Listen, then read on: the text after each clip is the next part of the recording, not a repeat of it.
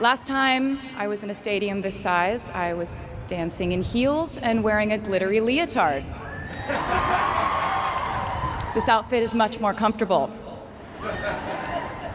I would like to say a huge thank you to NYU's Chairman of the Board of Trustees, Bill Berkeley, and all the trustees and members of the board, NYU's President Andrew Hamilton, Provost Catherine Fleming, and the faculty and alumni here today who have made this day possible.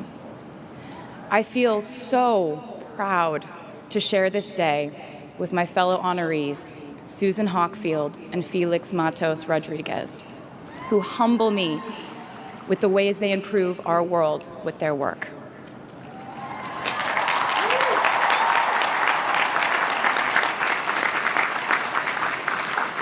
As for me, I'm 90% sure the main reason I'm here is because I have a song called 22.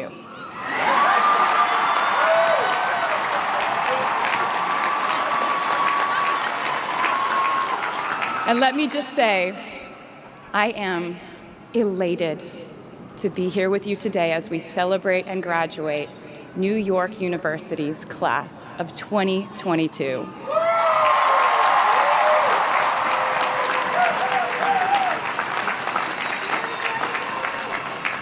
Not a single one of us here today has done it alone. We are each a patchwork quilt of those who have loved us, those who have believed in our futures, those who showed us empathy and kindness, or told us the truth, even when it wasn't easy to hear. Those who told us we could do it when there was absolutely no proof of that. Someone read stories to you and taught you to dream, and offered up some moral code of right and wrong for you to try and live by. Someone tried their best to explain every concept in this insanely complex world to the child that was you as you asked a bazillion questions, like, how does the moon work? And why can we eat salad but not grass? And maybe they didn't do it perfectly. No one ever can. Maybe they aren't with us anymore. In that case, I hope you'll remember them today. If they are in this stadium, I hope you'll find your own way to express your gratitude for all the steps and missteps that have led us to this common destination.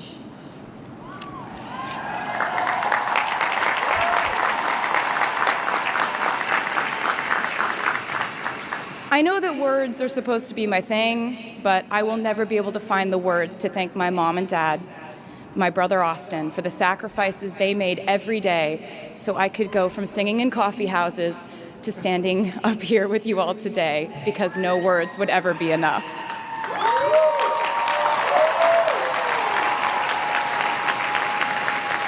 To all the incredible parents, family members, mentors, teachers, allies, friends, and loved ones here today who have supported these students in their pursuit of educational enrichment, let me say to you now, welcome to New York.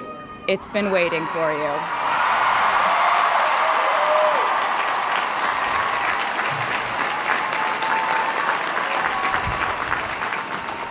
I'd like to thank NYU for making me, technically, on paper, at least, a doctor.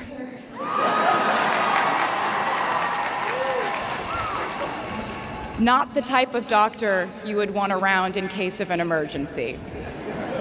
Unless your specific emergency was that you desperately needed to hear a song with a catchy hook and an intensely cathartic bridge section.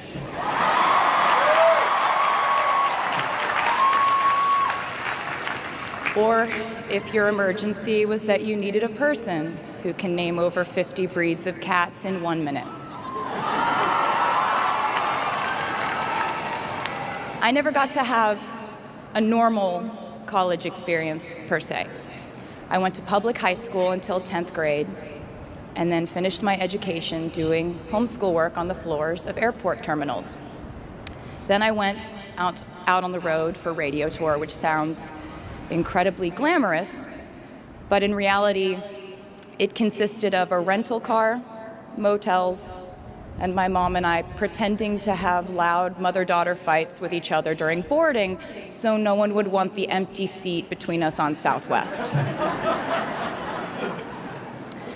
As a kid, I always thought I would go away to college, imagining the posters I would hang on the wall of my freshman dorm.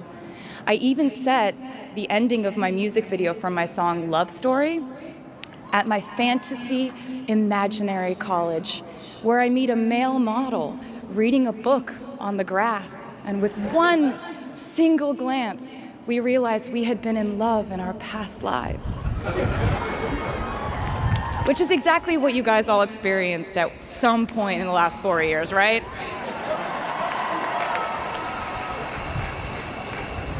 But I really can't complain about not having a normal college experience to you, because you went to NYU during a global pandemic, being essentially locked into your dorms and having to do classes over Zoom.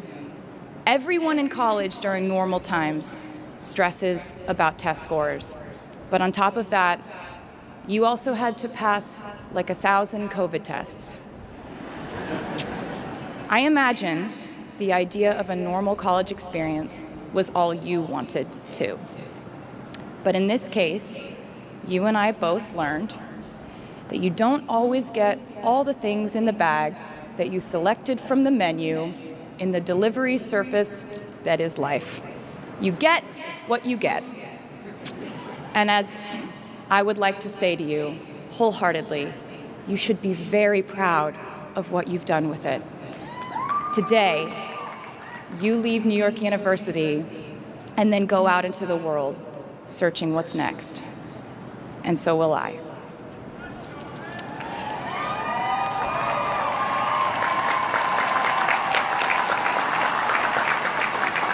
So as a rule, I try not to give anyone unsolicited advice unless they ask for it. I'll go into this more later. I guess I have been officially solicited in this situation to impart whatever wisdom I might have to tell you things that have helped me so far in my life. Please bear in mind that I in no way feel qualified to tell you what to do. You've worked and struggled and sacrificed and studied and dreamed your way here today. And so you know what you're doing. You'll do things differently than I did them, and for different reasons.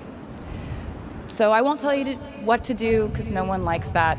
I will, however, give you some life hacks I wish I knew when I was starting out my dreams of a career and navigating life, love, pressure, choices, shame, hope, and friendship. The first of which is, life can be heavy, especially if you try to carry it all at once. Part of growing up and moving into new chapters of your life is about catch and release. What I mean by that is knowing what things to keep and what things to release.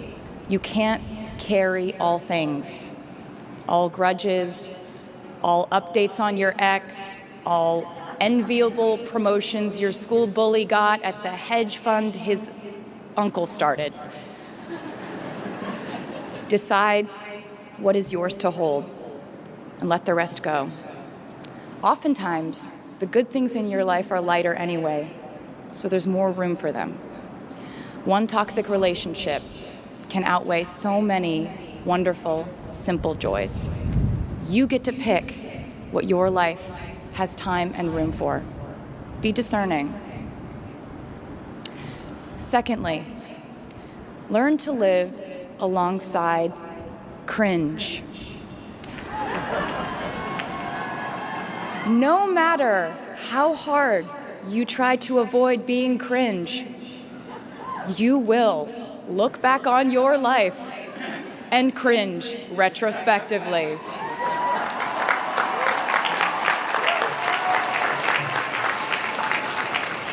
cringe is unavoidable over a lifetime.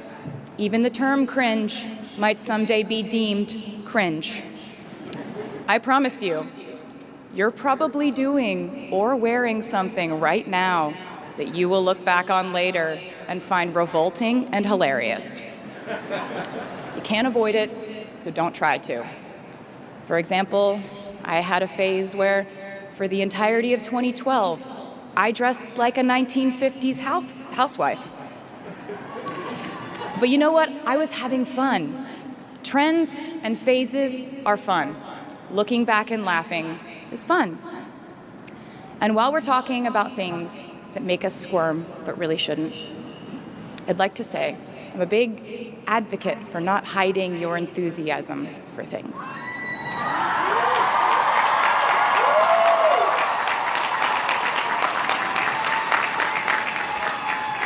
It seems to me that there is a false stigma around eagerness in our culture of unbothered ambivalence.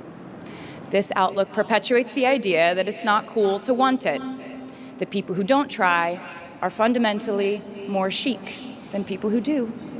And I wouldn't know because I've been a lot of things, but I've never been an expert on chic, but I'm the one who's up here, so you have to listen to me when I say this.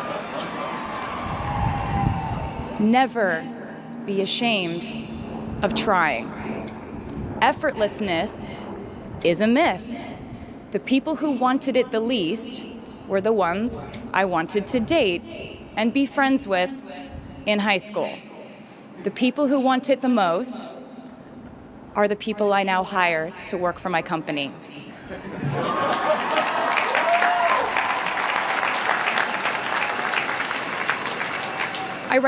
I started writing songs when I was 12, and since then, it's been the compass guiding my life, and in turn, my life guided my writing.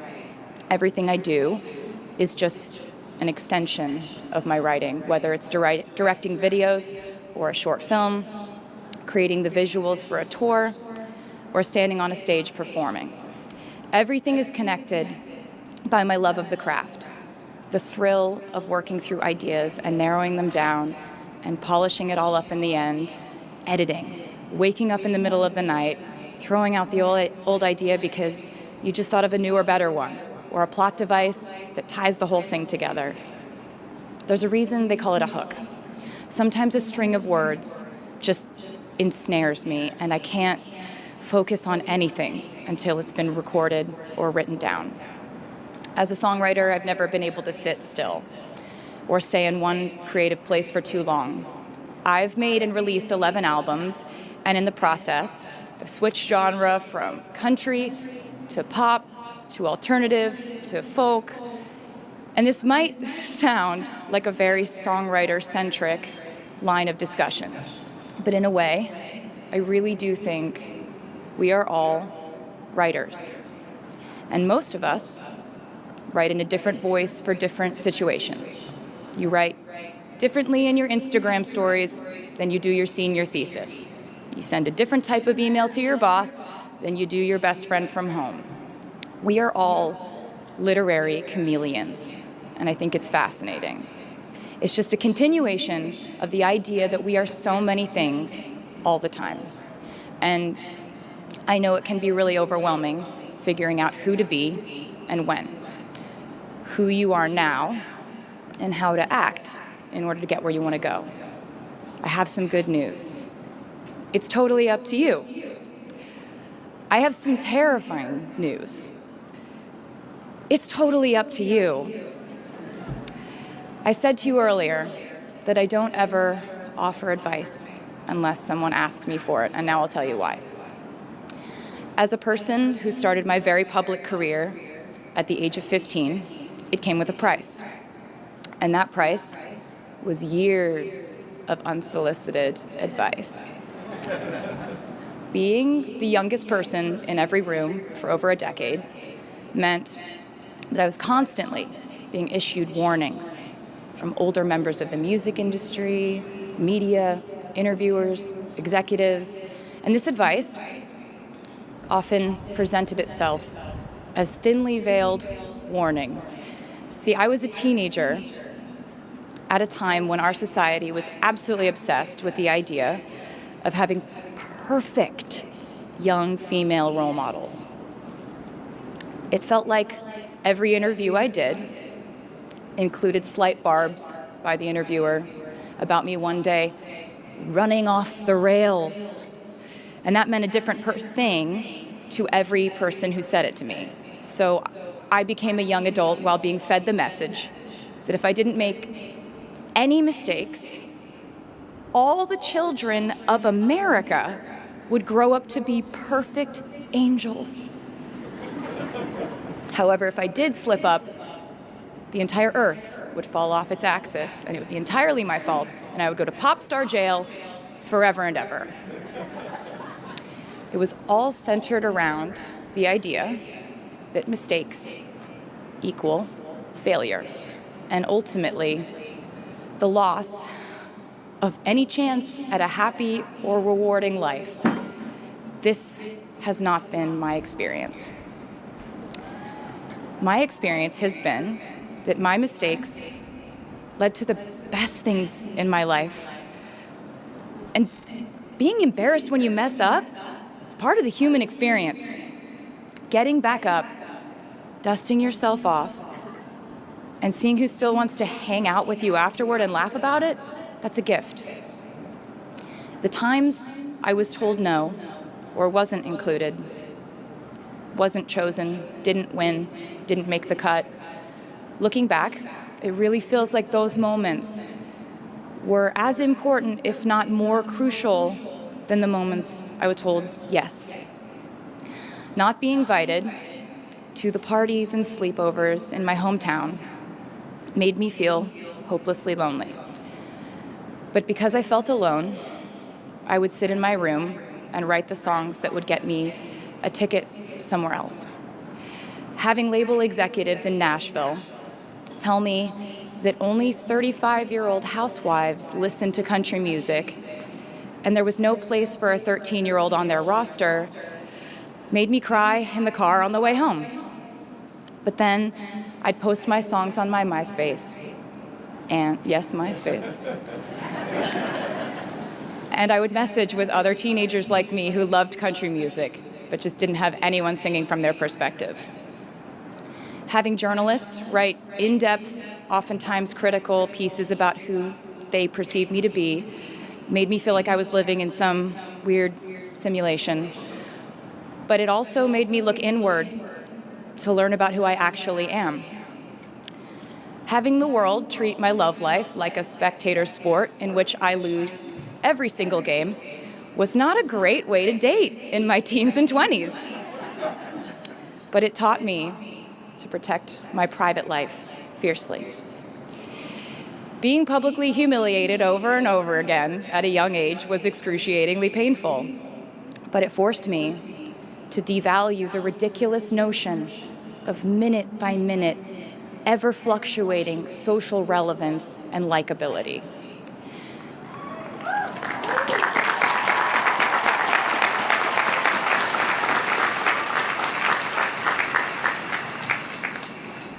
Getting canceled on the internet and nearly losing my career gave me an excellent knowledge of all the types of wine.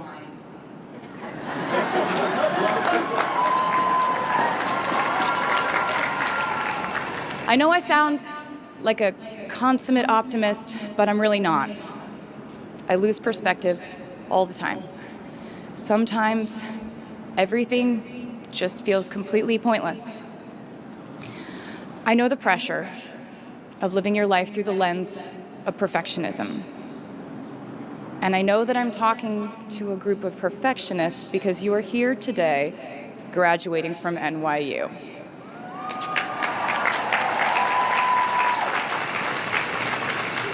So this might be hard for you to hear.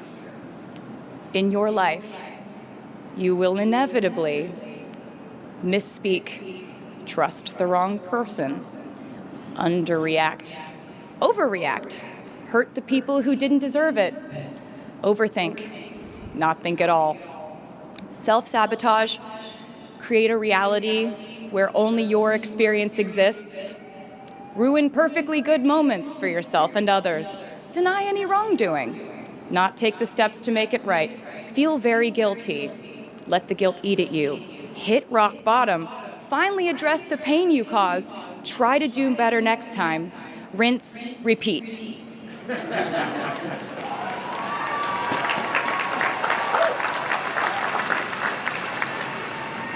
And I'm not going to lie. These mistakes will cause you to lose things. I'm trying to tell you that losing things doesn't just mean losing. A lot of the time, when we lose things, we gain things too. Now you leave the structure and framework of school and chart your own path. Every choice you make leads to the next choice, which leads to the next, and I know it's hard to know which path to take. There will be times in life where you need to stand up for yourself. Times when the right thing is actually to back down and apologize. Times when the right thing is to fight. Times when the right thing is to turn and run. Times to hold on with all you have. And times to let go with grace. Sometimes the right thing to do is to throw out the old schools of thought in the name of progress and reform.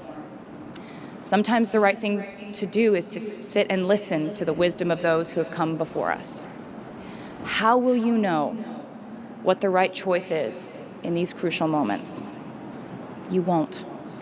How do I give advice to this many people about their life choices? I won't. The scary news is you're on your own now. But the cool news is you're on your own now.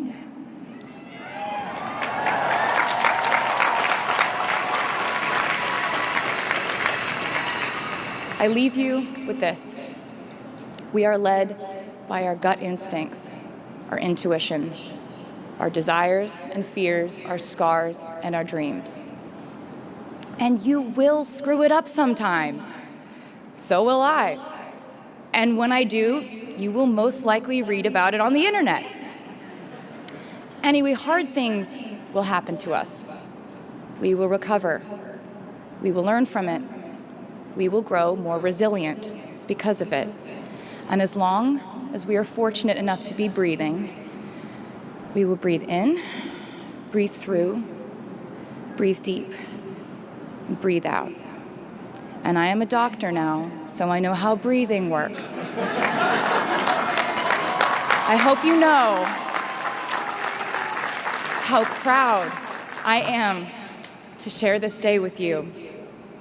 We're doing this together, so let's just keep dancing like we're the class of 22.